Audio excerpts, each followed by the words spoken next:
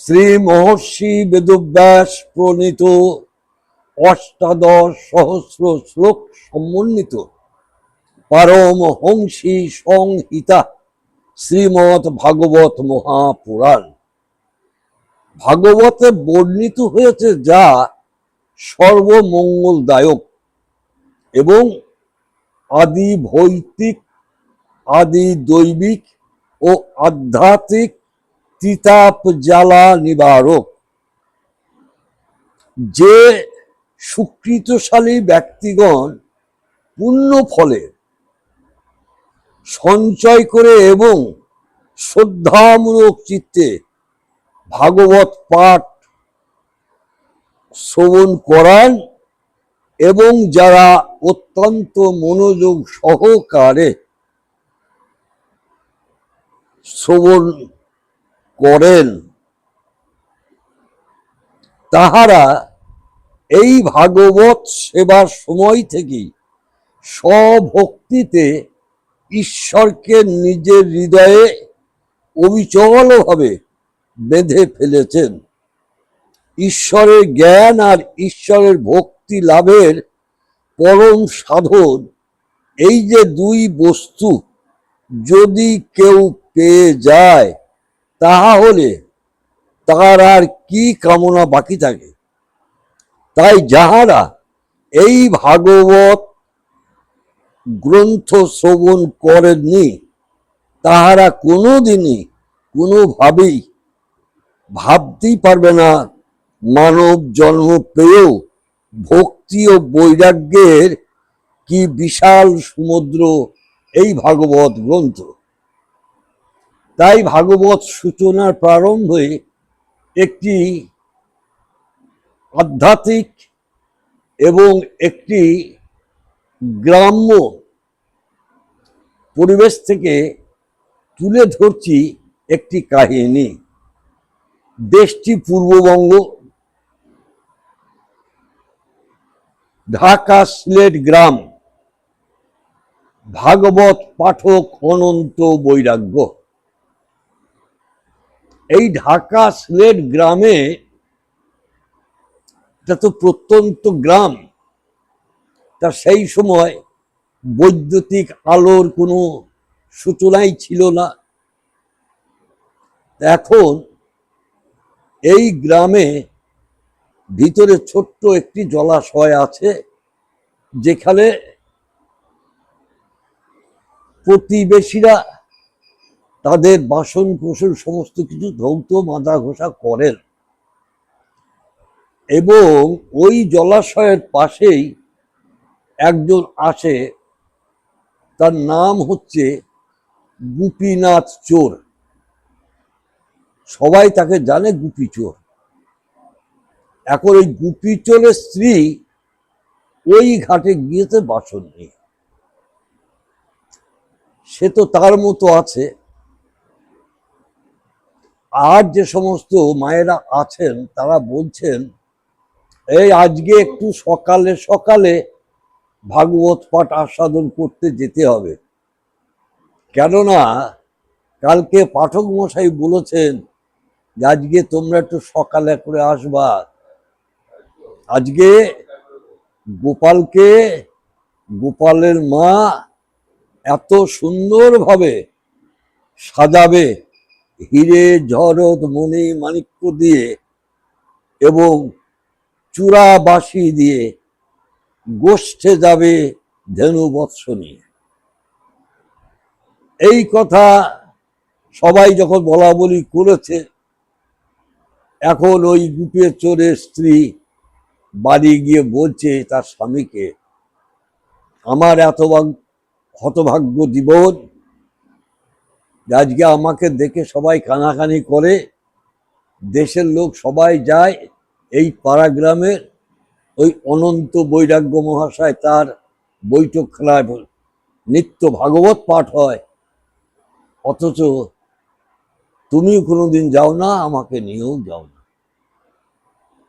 আমাদের পদবিটা কি হলো? আমি চোরের বউ। তো জানো, আজকে ওই অনন্ত বৈরাগ্য যিনি ভাগবত পাঠক, উনি আজকে যে জায়গাটা পাঠ করবে, তাই সকাল সকাল আজকে সবাই যাবে, একদম সন্ধ্যা হতে না হতেই। না, গোপালকে তার মা যশোমতী হিরে জহরত মণি মাণিক্য দিয়ে সাজিয়ে আজকে তাকে ধরা চূড়া দিয়ে গোষ্ঠে পাঠাবে।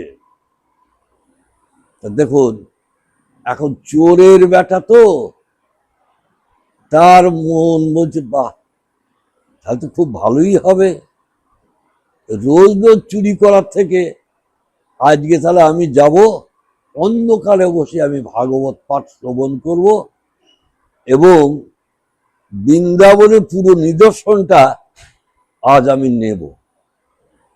এটা মনে মনে ভেবে তার স্ত্রীকে বলেছে, দেখ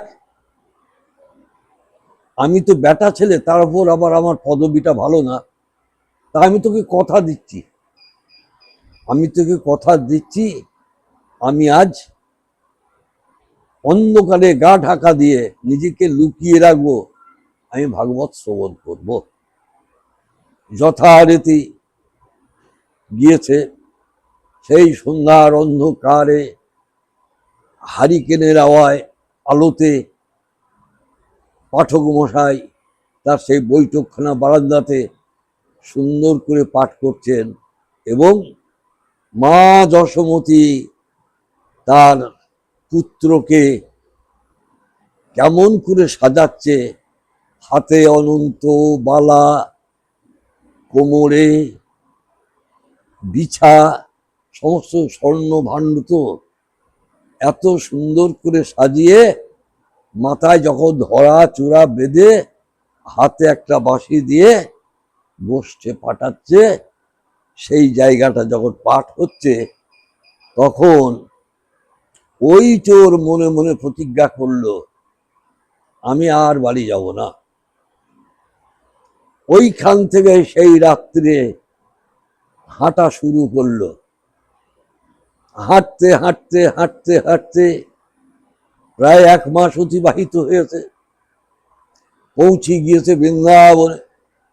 বৃন্দাবনে পৌঁছে গিয়ে ভাগবত পাঠকের কথা মতো বিশাল যে জলাকীর্ণ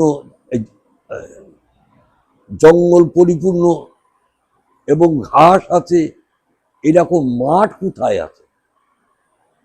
ও তাকাতে তাকাতে যখন দেখছে যে হ্যাঁ, অনেকগুলো গরু আসছে, পিছনে অনেকগুলো বালক, অনেক পিছনে দেখছে ওই তো পাঠক মশাই যার কথা বলেছে সেও তো আসছে, ভালোই হলো আমার, ও যেন অনেক পিছিয়ে একা আছে, তাহলে আমার পক্ষে খুব ভালোই হবে। রাখাল বালকগণ ধেনু বৎস নিয়ে যখন চলে গেল, তখন এই চোর বেটা আস্তে আস্তে গোপালের কাছে গিয়ে বলছে, শোনো শোনো। বলছে, কি বলো? বলছে, তোমার ওই কোমরের সোনার বিছেটা আমায় দাও না। তা বলছে, দাও, তুমি খুলে নাও। ও খুলে নিল, নিয়ে যাচ্ছে।